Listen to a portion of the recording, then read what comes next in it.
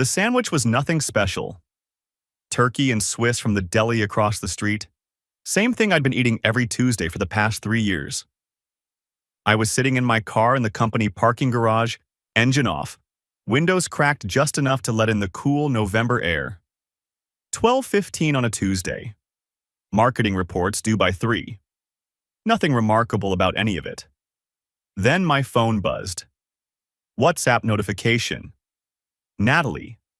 An audio file. 2 minutes and 47 seconds. I figured she'd sent me something funny.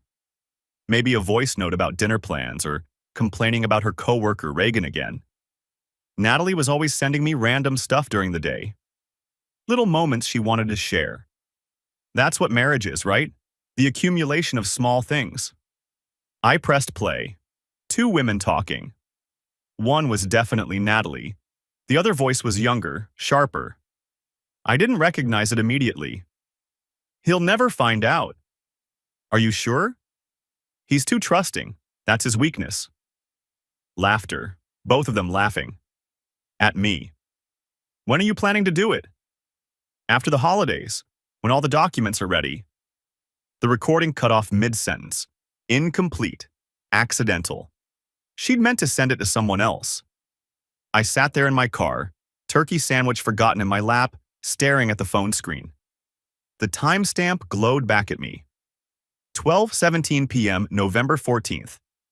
Here's the thing about me that Natalie never understood. She thought I was trusting. She confused that with something else entirely. See, I spent 8 years in the Marines before I ever set foot in a corporate office. 8 years learning that the first person to react is usually the first person to lose. Intelligence gathering. Pattern recognition. Waiting for the right moment. I didn't panic. I didn't text back. I didn't call. Instead, I screenshotted the message with the timestamp. I forwarded the audio to my personal email, the one she knew about. Then I forwarded it to a secondary email I'd set up years ago for fantasy football that she had no idea existed. I deleted the forwarding evidence from my sent folder. Then I marked the message as unread. My hands were steady the entire time. My mind was already calculating. Documents, after the holidays. That gives me approximately 6 weeks. I came home that evening like nothing had happened. Kissed her on the cheek when she met me at the door. Complimented the chicken she'd made for dinner. Watched her face when she checked her phone during our meal. Watched for that flicker of realization. That moment of panic when she'd notice her mistake. Nothing. Either she hadn't realized what she'd done, or she was better at this than I'd given her credit for. "Everything okay?" she asked, catching me looking at her. "Long day," I said. "Henderson's breathing down my neck about the Q4 projections."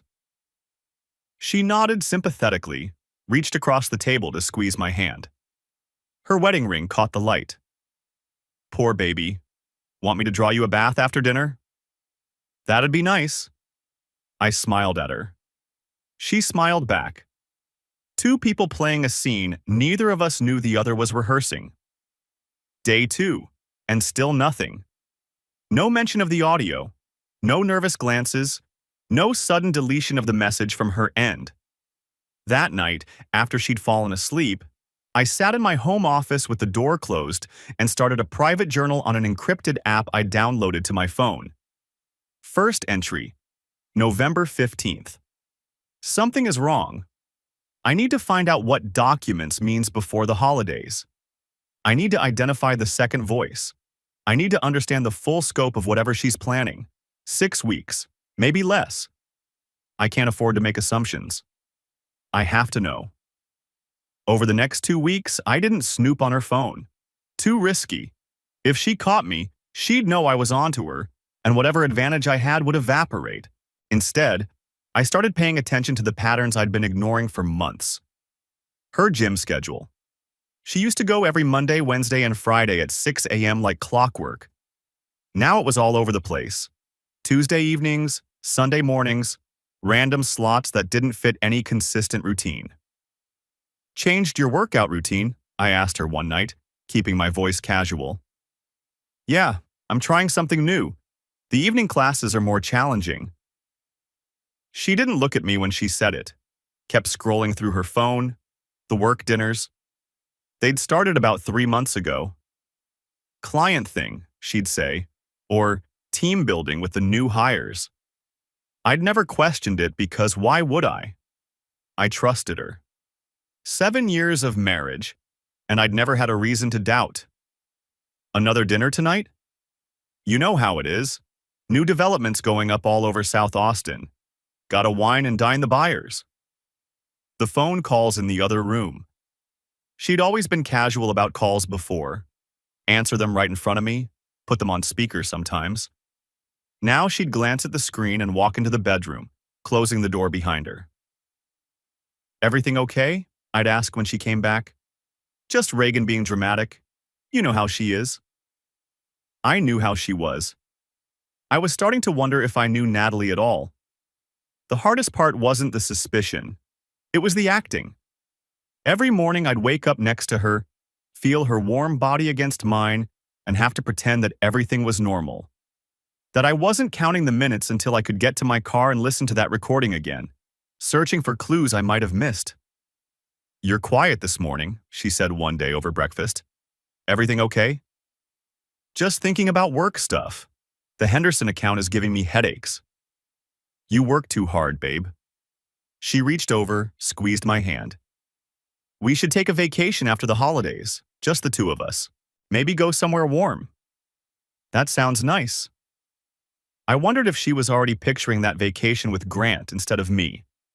I wondered how long she'd been rehearsing these little moments of wifely affection, practicing her lines like an actress preparing for a role. Day 5 brought the first concrete evidence. We had a shared Amazon account, had since we got married 7 years ago. I logged in on my work computer during lunch, not really expecting to find anything. Just checking. Order history, scroll down, scroll down. There. 4 months ago. Lingerie. Not the comfortable stuff she usually wore, but the kind of thing you'd see in a magazine. Lace, red and black. The kind of thing a woman buys when she wants to impress someone. I'd never seen it. Shipped to an address I didn't recognize. A UPS store mailbox across town. I stared at the screen for a full minute, that cold feeling spreading through my chest. This wasn't paranoia anymore. This was pattern recognition. This was evidence. I screenshotted the order, emailed it to my secondary address, and closed the browser. Day 8, Saturday morning. Natalie was sleeping in after a late work dinner the night before.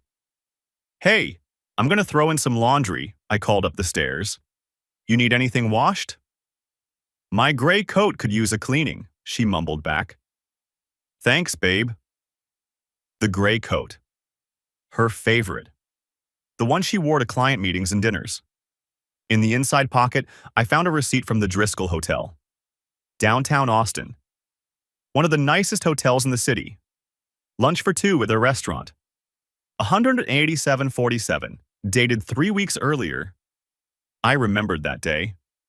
I'd asked her how her dentist appointment went when she got home, and she'd complained about a minor cavity they'd found. "Going to need a filling next month," she'd said, shaking her head. She'd been eating $200 lunches downtown while I thought she was getting her teeth cleaned. I sat down on the laundry room floor back against the dryer, staring at that receipt. $200.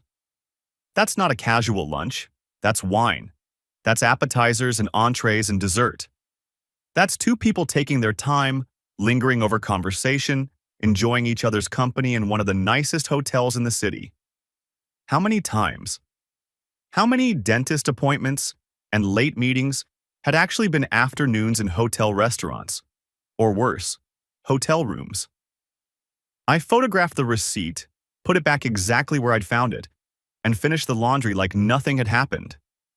That night, I lay awake while she slept beside me. Her breathing was steady, peaceful. The breathing of someone with nothing on their conscience, or the breathing of someone who'd gotten very good at compartmentalizing. "Who are you?" I thought, staring at the ceiling. "Who have you been all along, And how did I miss it? Day 12.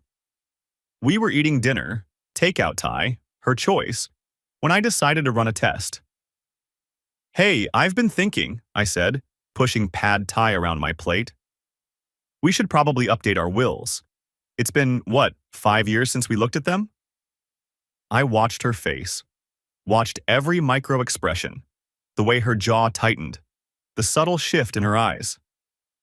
She went pale for just a second, then recovered with a smile that didn't quite reach her eyes.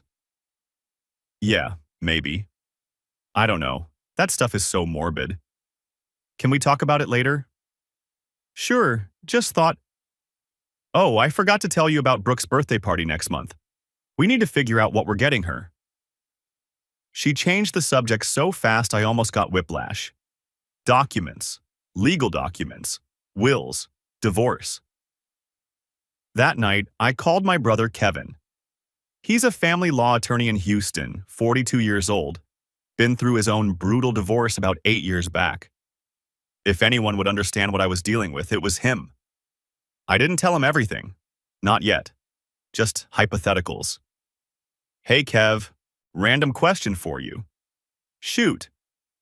If someone suspected their spouse was, I don't know, planning something financially, what would you tell them to do? There was a pause on the line. Kevin knows me too well. Dylan, who's asking? Just curious. Work friend going through some stuff? Another pause. Longer this time. Tell your work friend to document everything.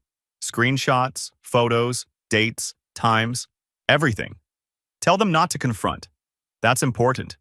You lose your advantage the second they know you're onto them. Tell them not to move out of the house no matter how bad it gets. And for God's sake, don't do anything that could be used against them later. Texas is a community property state. Things can get ugly fast. Thanks, Kev. Dylan? Yeah? Call me if you need anything. Day or night, I mean it. He knew. Of course he knew. You don't ask hypotheticals like that unless you're living them. 2 weeks in, and I still couldn't identify the second voice on the recording. I'd listened to it probably 50 times by then. Always with headphones, always late at night or during my lunch break when Natalie was far away. The voice was younger than Natalie's 36 years. Sharper. There was something distinctive in the way she pronounced certain words. A slight clip to her consonants. A laugh that cut through the air like glass breaking. Then came the holiday party. December 1st. Natalie's co-worker was hosting at her house in Westlake. Big place, too many Christmas lights, the kind of party where everyone drinks too much wine and pretends to like each other. You sure you want to go? Natalie asked as we got ready. I know how much you hate these things. Nah, it'll be good to put faces to names. You talk about these people all the time. She gave me a look I couldn't quite read, then went back to doing her makeup. We arrived around 7. The house was packed. Real estate people love their networking. I shook hands, made small talk about interest rates and housing markets and whatever else these people talked about at parties. But mostly I listened. Every female voice in that room, every laugh, every casual comment. 2 hours in, I heard it. The laugh first. That sharp, distinctive sound. Then the voice. Oh my God, you're so bad. I turned, trying to look casual, and there she was. Reagan Wells. Natalie's co-worker from the accounting department. The one she described as annoying and trying too hard. The one she said she couldn't stand. They were across the room together, heads close, sharing something private. Natalie's hand on Reagan's arm. Reagan whispering something that made Natalie cover her mouth to stifle a laugh. Not enemies, not even just colleagues. Close. Too close. He'll never find out. Are you sure? I circulated the room, grabbed a beer. Eventually made my way over to them, smile firmly in place. Ladies, having fun? Natalie's face lit up. Her public face, the one she wore for social occasions. Babe, you remember Reagan from my office. Of course, I extended my hand. Good to see you again.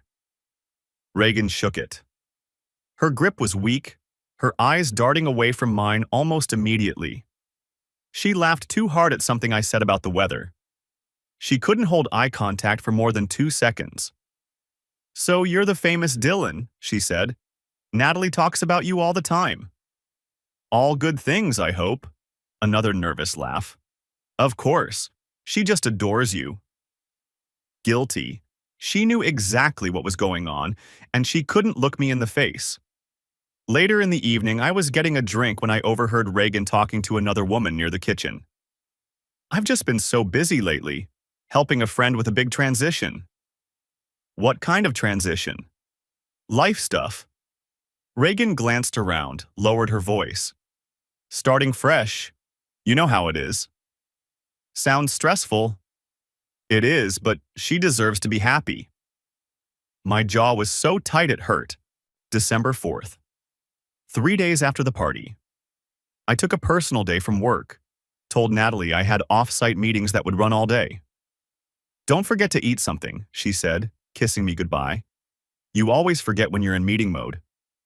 "I'll grab something." Instead of going to any meeting, I parked near her office at 11:30 a.m. and waited. At 12:15 she came out. But she didn't head toward any of the usual lunch spots. Instead, she got in her car and drove across town, into a residential neighborhood I didn't recognize. Townhouses. Nice area. Quiet. She parked. Walked to one of the units. The door opened before she could knock. A man. Tall, athletic build, maybe mid-40s. Dark hair, expensive watch glinting on his wrist. He pulled her inside so fast I barely got a look at his face. But I got his license plate. His name was Grant Holloway, 44 years old, commercial real estate broker. Worked at the same firm as Natalie. He was her direct supervisor. I found his LinkedIn in about 30 seconds. Then his Facebook. Then his Instagram. Married. Wife named Jessica. 2 kids, boy and girl, both under 10. Perfect family photos everywhere. Beach vacations, Christmas mornings, daddy-daughter dance at the school gymnasium. Comments from friends about what a great couple they were, what an amazing father Grant was. This wasn't just an affair. This was 2 families being destroyed in secret. That night, I sat in my car in our driveway for 20 minutes before going inside. Couldn't bring myself to walk through that door and pretend everything was normal. Not yet. I gave myself 5 minutes. 5 minutes of real, unfiltered rage. Hit the steering wheel until my palms stung. Let out sounds that came from somewhere deep and primal, sounds I didn't recognize as my own. Then I stopped. Breathed. Counted backwards from 10. Wiped my face. Checked my reflection in the rearview mirror. Adjusted my expression. Went inside and kissed my wife hello like nothing had happened. "How were the meetings?" "Long, boring, standard stuff." "Poor thing, want a glass of wine?" "That'd be great." Now that I had context, I knew what I was looking for. If Natalie was planning to leave me for Grant, there had to be a paper trail. "Documents," she'd said. "Ready after the holidays." December 7th. Saturday. She was at yoga, or whatever she was actually doing. I went through the filing cabinet in our home office, the one she always handled because I couldn't be bothered with paperwork. Tax returns in one drawer, insurance documents in another. Third drawer down. A folder I'd never seen. Inside, printouts about Texas divorce law, specifically community property rules. Handwritten notes in her writing, lists of our assets, retirement account balances, the equity in our house. All of it, cataloged and organized. One note at the bottom, circled in red ink. Attorney consultation, Jan 3rd, Whitman and Associates. The holidays ended January 1st. She was planning to file on the 3rd, less than a month away. But that wasn't the worst of it. Buried among the legal papers was a printed email thread, Between Natalie and Grant. They'd been careless enough to print them out, probably to compare notes. Grant. Jessica's been asking questions. She found a credit card charge I couldn't explain. We need to move faster. If she files first, I'm completely screwed. Natalie. Stay calm. We've been careful. Dylan doesn't suspect a thing. He trusts me completely. Grant. When can we tell them? Natalie. After the holidays, when all the documents are ready, by February, we'll both be free. I read the thread 3 times to make sure I understood what I was seeing. This wasn't just about leaving me. There was a coordinated exit strategy, both of them, planning to divorce their spouses at the same time. Destroy 2 families simultaneously and walk away clean. They'd probably been planning it for months, maybe longer. I could have gone to a lawyer that week, started my own divorce proceedings. But that was predictable. That was what they expected. The betrayed husband, acting on emotion, doing exactly what any normal person would do. But I wasn't a normal person. 8 years in the Marines taught me that the best battles are won before the enemy even knows there's a fight. I asked myself a simple question. Who else is being destroyed by this? Jessica Holloway, Grant's wife. The woman in all those smiling Instagram photos who probably had no idea that her husband was planning to leave her broke and blindsided. She deserved to know. More than that, I needed an ally. Someone who understood what I was going through because they were going through it too. Someone who had just as much reason as I did to want the truth exposed. December 10th. I created an anonymous email account. Something generic, untraceable. Typed out a simple message. Your husband is having an affair with Natalie Parker. I have proof. If you want to talk, respond to this email. I'm not who you think. I stared at it for 5 minutes before hitting send. 2 days of silence. I started to wonder if I'd made a mistake. Maybe she was loyal to Grant. Maybe she'd show him the email and tip him off. Then her response came through. Who is this? How do I know this is real? I sent her one photo. Grant and Natalie at the townhouse. Date stamped. Her response came within minutes. Meet me, tomorrow, public place, come alone. The coffee shop was in Round Rock, far enough from both our neighborhoods that we were unlikely to run into anyone we knew. I got there early, found a corner table with a view of the door, and waited. Jessica Holloway walked in at exactly 2 p.m. Mid-40s, professional appearance, clearly hadn't been sleeping well. Her eyes were red-rimmed, but her jaw was set. Not broken. Not falling apart. Angry, she spotted me, the only guy sitting alone at a corner table, hesitated, then walked over. You're the one who sent the email? I am. She sat down across from me, dropping her purse on the chair beside her. Up close, I could see the toll this was already taking. The tight lines around her mouth, the way her hands trembled slightly when she reached for the coffee menu. How did you find out? She asked, keeping her voice low. She sent me an audio file by accident. Didn't realize what she'd done. 2 women talking about me like I was a problem to be solved. Like I was an obstacle. Jessica's expression shifted. Recognition. And you figured out it was Grant. Followed her to his place, got his plates. The rest was easy. Jessica closed her eyes for a moment. When she opened them again, something had changed in her face. The raw pain was still there, but there was something harder underneath it now. I knew something was wrong, she said. For months. Little things. The way he'd guard his phone, the late nights at the office, business trips that didn't quite add up. But every time I asked, he had an explanation. And I wanted to believe him. They're good at lying, better than we ever gave them credit for. She nodded slowly. Show me the recording. I played it right there in the coffee shop, volume low, my phone between us on the table.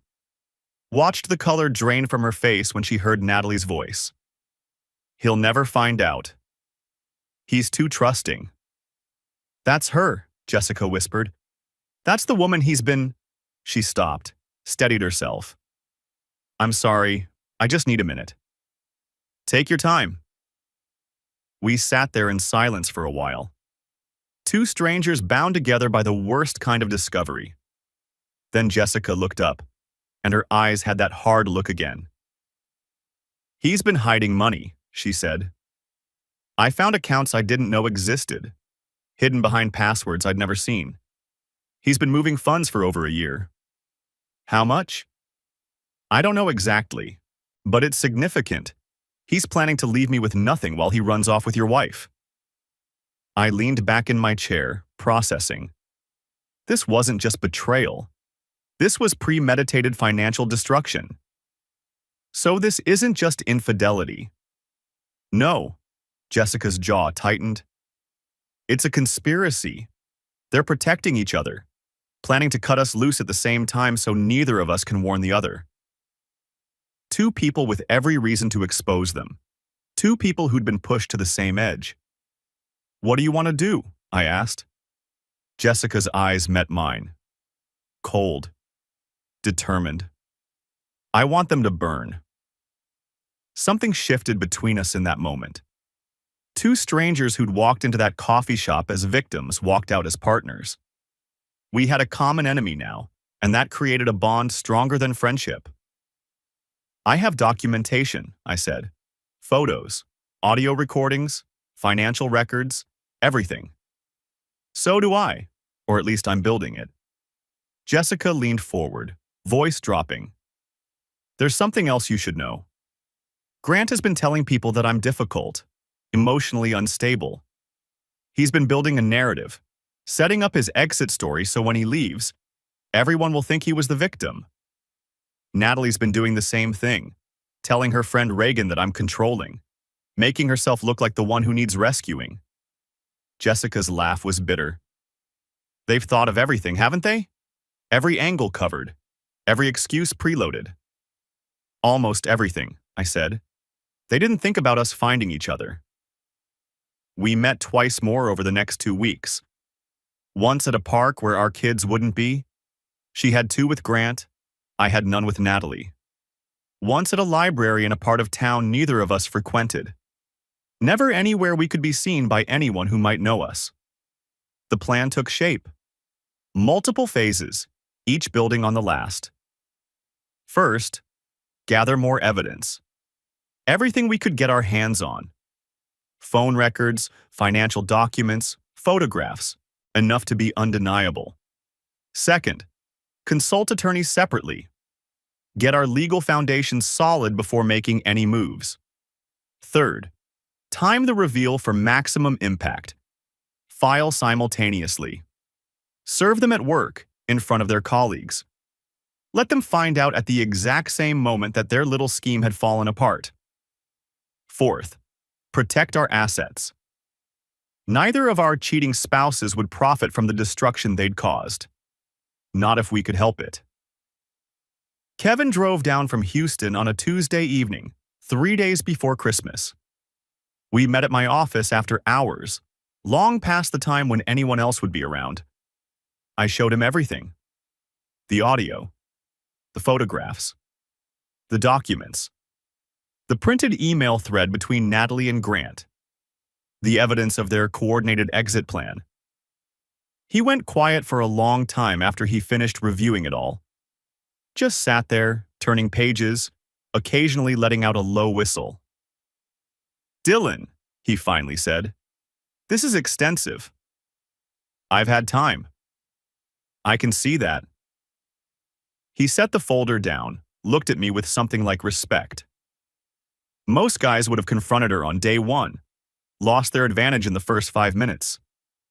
I'm not most guys. No, you're not. He pulled out a legal pad, started making notes.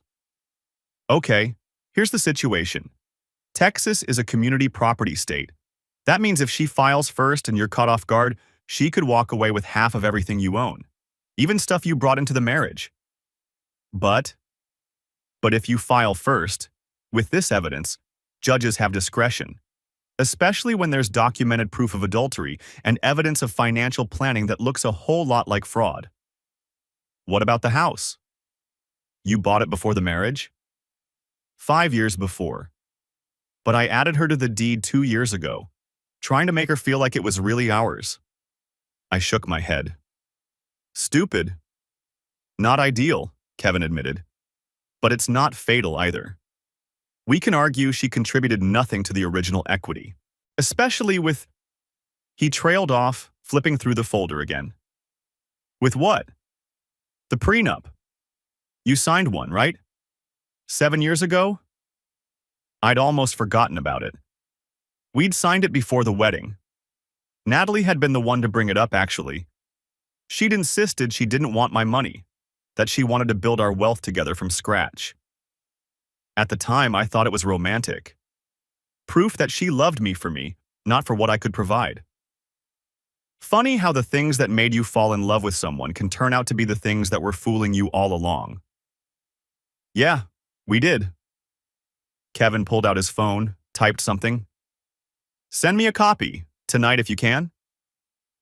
I found it in the same filing cabinet where Natalie kept her secret divorce folder. The irony wasn't lost on me.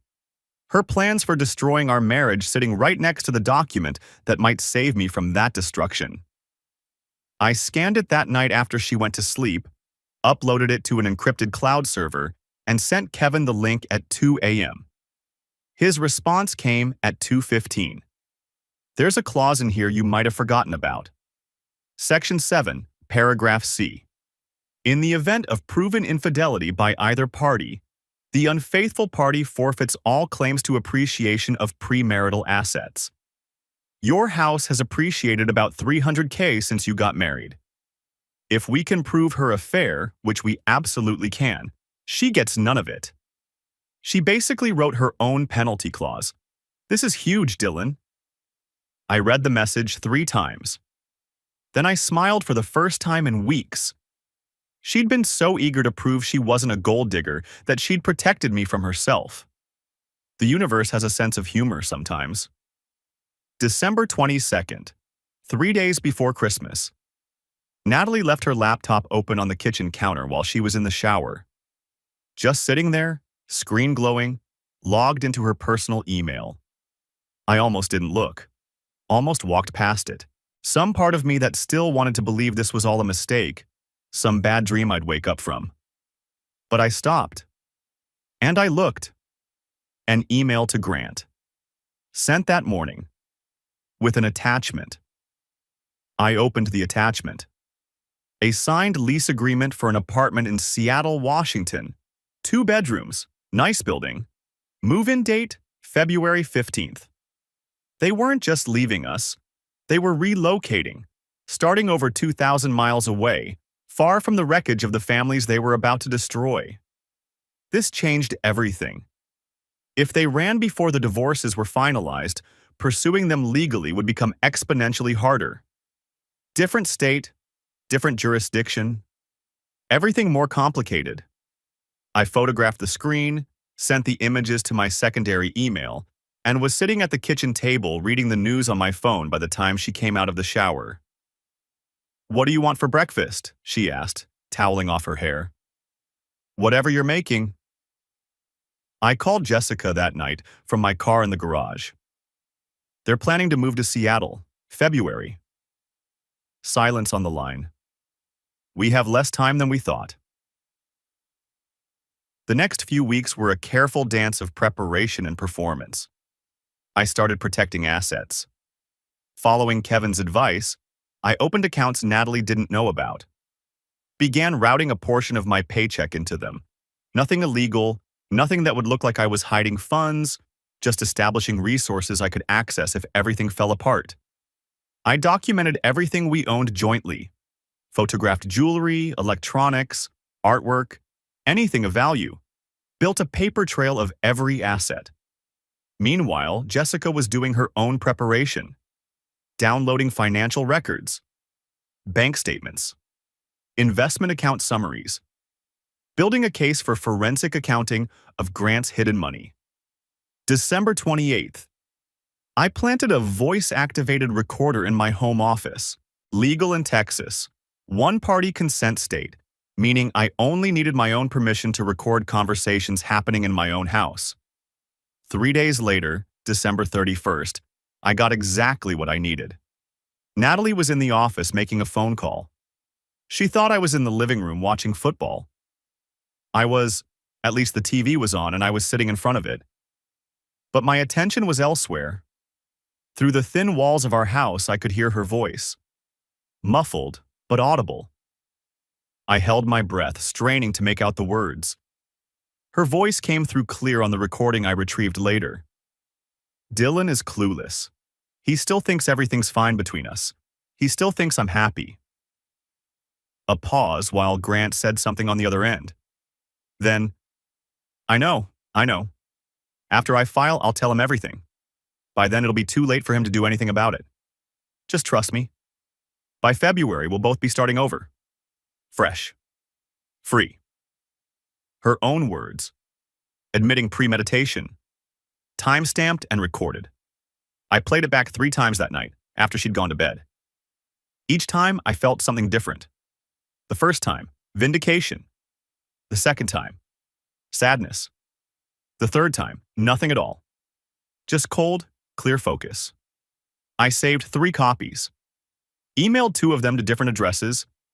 Locked the original recording in my desk drawer. The evidence was complete. The trap was set. Now I just had to wait. Christmas arrived like a performance we'd been rehearsing for months. We hosted our annual dinner. Both our families, her mother and sister, my parents, everyone gathered around the table I'd bought before I ever met her, eating off plates we'd picked out together during our first year of marriage. I played my part perfectly. The loving husband, the gracious host. I even bought her an expensive designer watch she'd mentioned wanting months ago. Watched her tear up when she opened it. "You're too good to me," she whispered, pulling me into a hug. "I love it." "I love you," I said. The words tasted like ash in my mouth. Her sister Brooke pulled me aside later that evening, while Natalie was showing her mother something on her phone. "Hey, can I ask you something?" "Sure." "Is everything okay with you two?" She was studying my face, searching for something. "Natalie's been different lately, distracted. I keep catching her on her phone like she's waiting for something important." This was the moment. I could have told her everything right then. Blown it all open at the Christmas dinner table, with family all around, with no chance for Natalie to spin her version of events. But that wasn't the plan. "I think she's just stressed about work," I said evenly. "Big project coming up. You know how real estate can be." Brooke didn't look convinced, but she didn't push it either. I filed the conversation away. Brooke was observant. She saw things other people missed. She might be useful later, or, at the very least, she'd be a witness to Natalie's behavior during the final weeks. My mother pulled me aside later that evening, too, while I was refilling the wine glasses. "You seem tense, honey. Is everything all right?" "I'm fine, Mom. Just tired."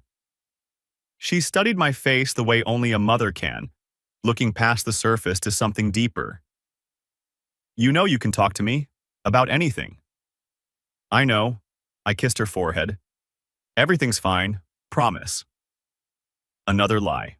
The list was getting longer every day. New Year's Eve. A party at a friend's house. Champagne flowing, confetti ready, everyone counting down to midnight like the turning of a calendar page would actually change anything. I watched Natalie from across the room. She was beautiful in her black dress, laughing at something someone said, checking her phone every few minutes when she thought no one was looking. Texting Grant, probably. Making plans for their new life while I stood there with a drink in my hand, pretending I didn't know. Strange. The things you notice when you're really paying attention. The way she angled her body away from me when she typed. The little smile that crossed her face when she read his responses. The quick flick of her thumb, minimizing the conversation whenever someone walked by. 7 years. 7 years of marriage, and I'd never noticed any of it. Or maybe I had noticed, and I'd just chosen not to see. There's a difference. At midnight, she found me in the crowd, pulled me close, kissed me with what felt like genuine passion, or what I would have believed was genuine passion, a month ago. "This is going to be our year," she whispered against my lips. "I can feel it. Big changes. Good changes." I knew what she meant. Their year. Hers and Grant's. In Seattle, far away from everyone they'd betrayed. "Happy New Year," I said. 4 days. That's all I had to keep pretending. 4 more days of this performance, and then the curtain would come down. January 3rd. D-Day. Natalie had her attorney consultation scheduled for 10 a.m. at the offices of Whitman and Associates.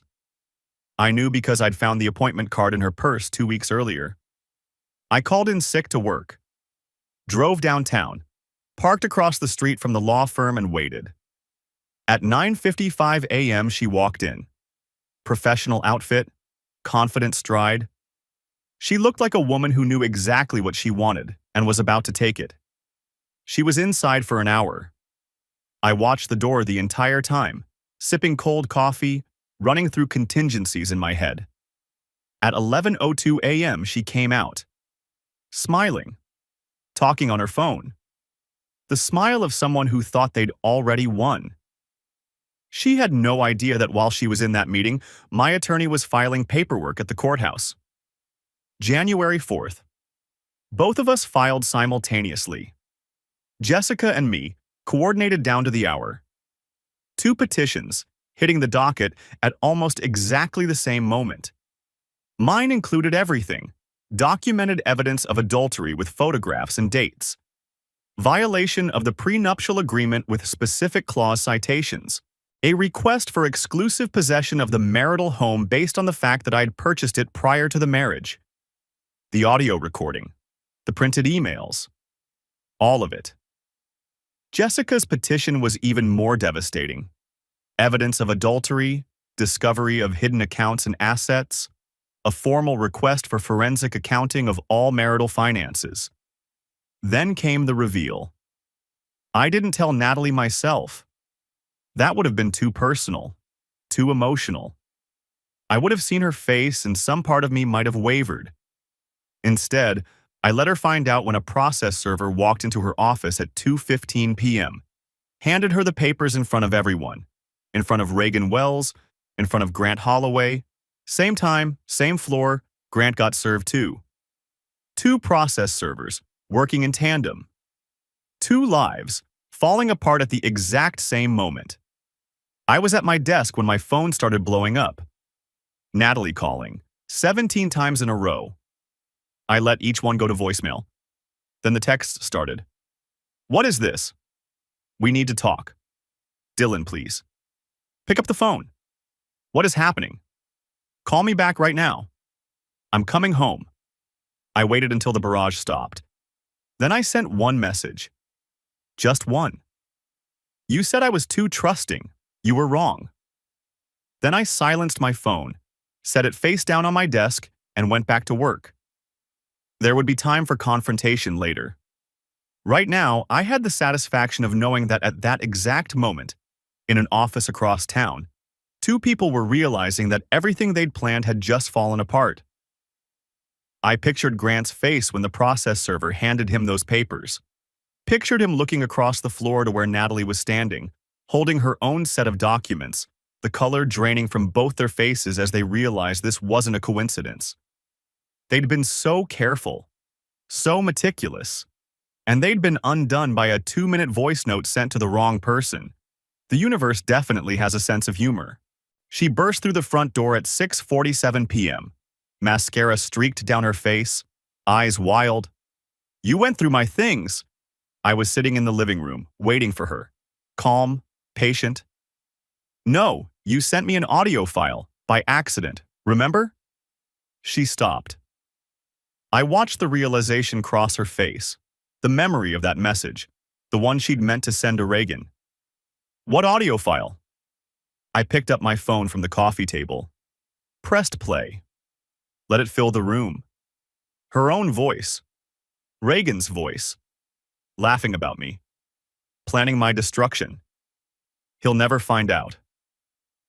Are you sure? He's too trusting. That's his weakness. The color drained from her face. She actually staggered back a step, like the words had physical weight. That was taken out of context, she tried.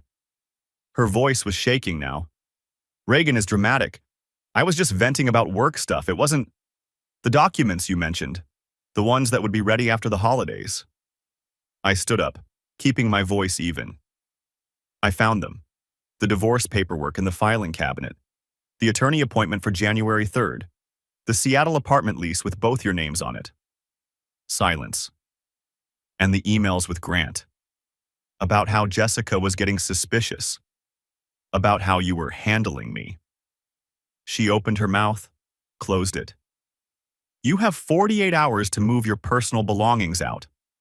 My attorney will be in touch about the rest. Then she shifted.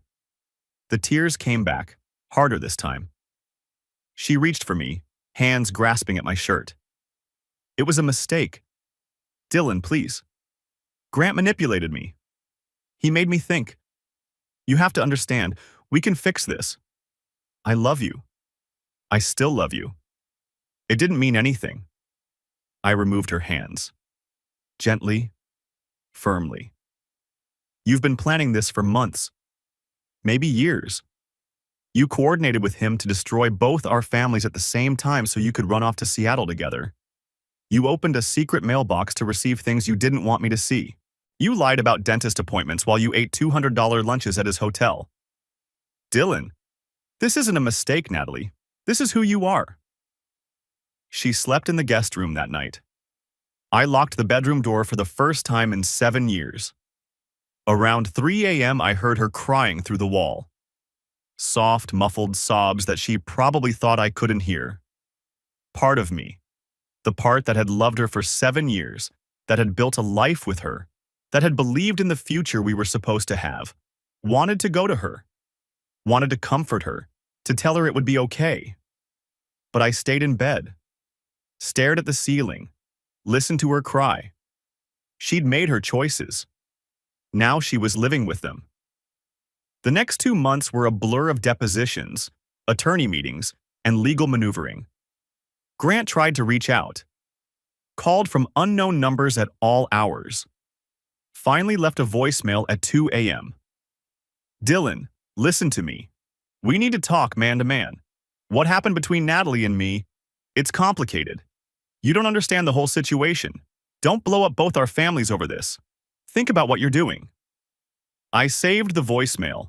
More evidence of awareness. More evidence of participation. The forensic accountants had a field day with Grant's finances. Hidden accounts in 2 states. Money moved through shell companies he'd set up 3 years earlier. He'd been planning his exit longer than anyone realized. Word spread at the brokerage. An affair between a supervisor and subordinate conducted on company time using company resources. HR opened an investigation. Grant was placed on administrative leave pending review. Natalie got caught up in the fallout, too. Her Seattle apartment lease had been signed using her company email address. Policy violation. She received a formal written warning. Not fired, but close. Reagan Wells reached out. She found me on LinkedIn. A message request. Can we talk? Please. I need to explain something. We met at a restaurant near my office. She looked smaller than she had at the Christmas party. Scared. I didn't know what I was getting into, she said, before I could even ask. Natalie told me you were controlling, that you made her feel trapped, that Grant was helping her escape a bad situation. I believed her. And now? Now I've seen everything, the court filings, the evidence, the stuff about the hidden money. She shook her head. She played me too. I was just part of her cover story. The friend who could vouch for her if anyone asked questions. Would you be willing to testify? About what she told you? What you knew? Reagan hesitated, looked down at her hands, then nodded. The depositions were brutal. Hours of questions. Every detail picked apart. Natalie's attorney tried to paint me as paranoid and controlling. My investigation of her was framed as obsessive stalking behavior. My attorney presented the timeline. Everything I documented was after receiving the accidental audio recording. I wasn't stalking. I wasn't invading privacy. I was protecting myself from someone who'd explicitly stated, in her own words, on a recording she made herself, that she was planning to deceive me. The prenup was contested. Natalie's team claimed she'd signed it under duress. She was young, they said. Naive. Didn't understand what she was agreeing to. My attorney produced evidence that Natalie had hired her own attorney to review the document before signing. That she'd specifically requested the infidelity clause because she wanted to prove she wasn't in it for the money. The prenup stood. During Natalie's deposition, she was asked about the Seattle apartment. She admitted Grant had been paying half the deposit. But when pressed about who would be living there, she hesitated. My attorney produced the lease. 2 names on it: Natalie Parker and Grant Holloway. She'd been planning to move in with him before either divorce was finalized, while still legally married, using marital funds for a deposit on a love nest 2,000 miles away. The judge took detailed notes. Things started to unravel for them faster than either of us had predicted. Grant's attorney tried to negotiate a settlement, a quick, quiet divorce with minimal public exposure. Jessica's attorney refused. Every hidden account, every transferred asset, every financial deception was going to be documented in court records. Public records. The kind of records that future employers and business partners could find. Natalie tried something similar with me. Her attorney reached out with a proposal. Walk away clean, split everything 50-50, no need to air dirty laundry in open court. Kevin laughed when he showed me the offer. They're scared. They know what you have, and they know the prenup is going to devastate them. This is a Hail Mary. What do you recommend? We go to trial. Make them explain on the record exactly what they did and why. That's what we did. The trial lasted 3 weeks. 3 weeks of testimony, cross-examination, and evidence presentation. 3 weeks of watching Natalie squirm as every lie she'd told was documented and dissected. Reagan Wells testified. Explained how Natalie had recruited her as a confidant, feeding her stories about an abusive husband who was making her life miserable. Reagan's voice shook as she described the moment she realized she'd been manipulated, that she'd been complicit in something she never fully understood. The audio recording was played for the court. Natalie sat there, pale and still, listening to her own voice describe me as an obstacle to be overcome. He's too trusting. That's his weakness. The judge listened, took notes, asked clarifying questions that made Natalie's attorney visibly uncomfortable. Grant's trial, running simultaneously in another courtroom, was going even worse for him. The forensic accountants had found everything. Accounts in 3 different states, money moved through business entities that existed only on paper, a systematic effort to hide nearly $500,000 from his wife of 15 years. His attorney argued that the money was legitimate business savings, protected assets that didn't belong to the marriage. The judge didn't buy it. Neither did the jury. Jessica's divorce wrapped up first. The forensic accounting had been devastating for Grant. Hidden accounts totaling over $400,000. Money siphoned from their joint finances for years. A clear pattern of financial deception. The judge awarded Jessica 65% of all marital assets, citing Grant's systematic concealment and misappropriation of community property. He was also ordered to pay her attorney fees. Grant, now unemployed after the brokerage let him go, was forced to sell the townhouse where he'd been meeting my wife. The proceeds went mostly to Jessica. With his finances in ruins, the Seattle plan collapsed. The apartment lease was broken. Grant and Natalie barely spoke anymore. In court filings, they actually blamed each other for the failure of their grand scheme. She came to see me one last time, showed up at the house uninvited, tear-streaked face, desperate. I made a terrible mistake. I know that now. Dylan, I still love you. Give me one more chance. I'll spend the rest of my life making it up to you. I looked at her standing in the doorway of the house I'd bought 5 years before I met her. The house she'd cataloged and valued and planned to take half of. You never loved me, I said. You loved what I provided. Security. Stability. The comfortable life. The house in a good neighborhood. The retirement accounts you'd have access to. When something more exciting came along, someone who made you feel special, you didn't hesitate, not for 1 second. That's not true. I think it's time for you to leave. I closed the door.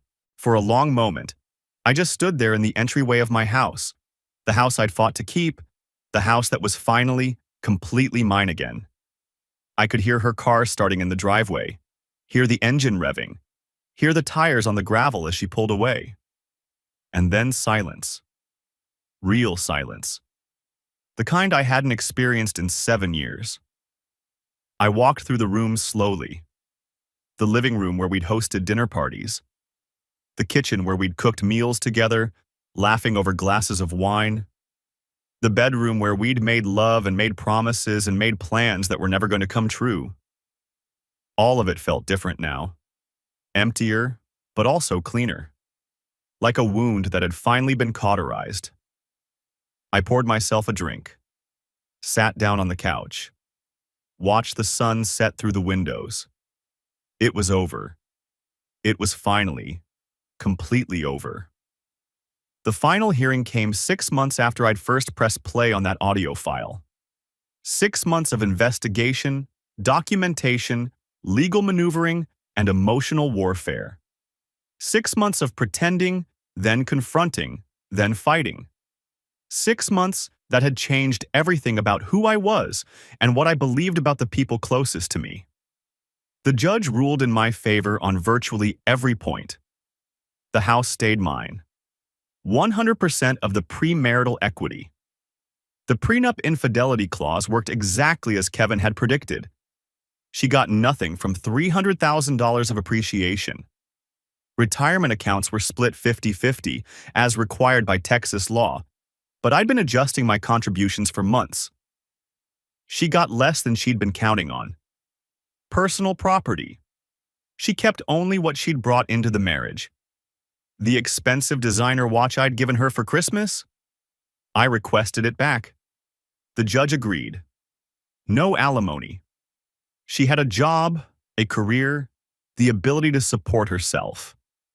The judge specifically cited her premeditated pattern of deception as a factor in denying spousal support. Natalie sat through the final hearing alone. Grant didn't show. He'd relocated to Dallas weeks earlier, trying to salvage something from the wreckage of his career. When the judge finished reading the ruling, she stared straight ahead. No tears this time. Just emptiness. Outside the courthouse, she walked past me without a word. Didn't look back. Kevin was waiting for me by the car. He put a hand on my shoulder. How do you feel? I thought about it for a moment. Really thought about it. Empty, I said. But the good kind of empty. Like I finally put down something I'd been carrying for too long. That's normal. It'll take time. Yeah. I looked back at the courthouse. Natalie was getting into her car on the other side of the parking lot. Our eyes met for just a second before she looked away. I know. Life moves on. That's what people say, and it turns out they're right. I threw myself into work. Got the promotion I'd been circling for years. Turns out, the clarity that comes from surviving something terrible makes you better at everything else. I started seeing a therapist, not because I was broken, but because I wanted to understand how I'd missed so many signs for so long. I wanted to make sure I never missed them again. Jessica and I stayed in touch. Not romantically. Neither of us was ready for that, and maybe we never would be. But there was a bond there, forged in the worst experience of our lives. We'd grab coffee every few months, compare notes on rebuilding, share war stories about the legal aftermath. "Grant's in Dallas now," she told me one afternoon, 6 months after the final ruling. "Starting over at some small firm. I hear he's struggling." "Good," she laughed. "That's cold." "Maybe, but he earned it." Natalie moved to Phoenix eventually. I heard through mutual acquaintances, her sister Brooke actually reached out to apologize, said she'd had no idea what Natalie was planning and felt terrible for not seeing it. I told her it wasn't her fault. Some people are just better at hiding who they really are. 1 year later, I was sitting in a coffee shop near my new office. Promotion had come through 6 months after the divorce finalized, when my phone buzzed with a WhatsApp notification. Unknown number. Long message.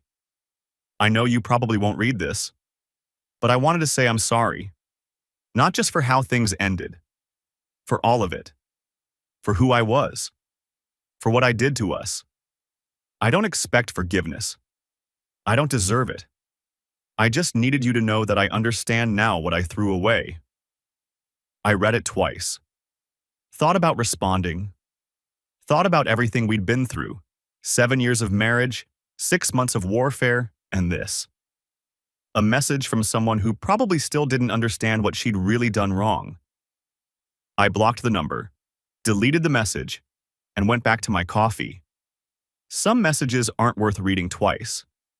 I thought about all those mornings I'd woken up next to her, believing in a future that was never going to exist. All those dinners, those conversations, those moments of intimacy that had been performances on her end. All those lies I'd swallowed because I wanted to believe in the person I thought she was. But that was the past. And the past couldn't hurt me anymore. I finished my coffee, paid the bill, and walked out into the Austin sunshine. The air was warm, the sky was clear, and somewhere out there Natalie was starting over in a city where nobody knew her name. She'd get by. She always had. But she'd do it without me. Without my house, without my money, without the comfortable life she'd been planning to steal. And somehow, that was enough. My phone buzzed again. A text from Jessica. "Coffee next week? I have news." I smiled, typed back, "Sure, same place as always?" "You know it. See you then." I pocketed my phone and kept walking. Life goes on. Sometimes it even gets better.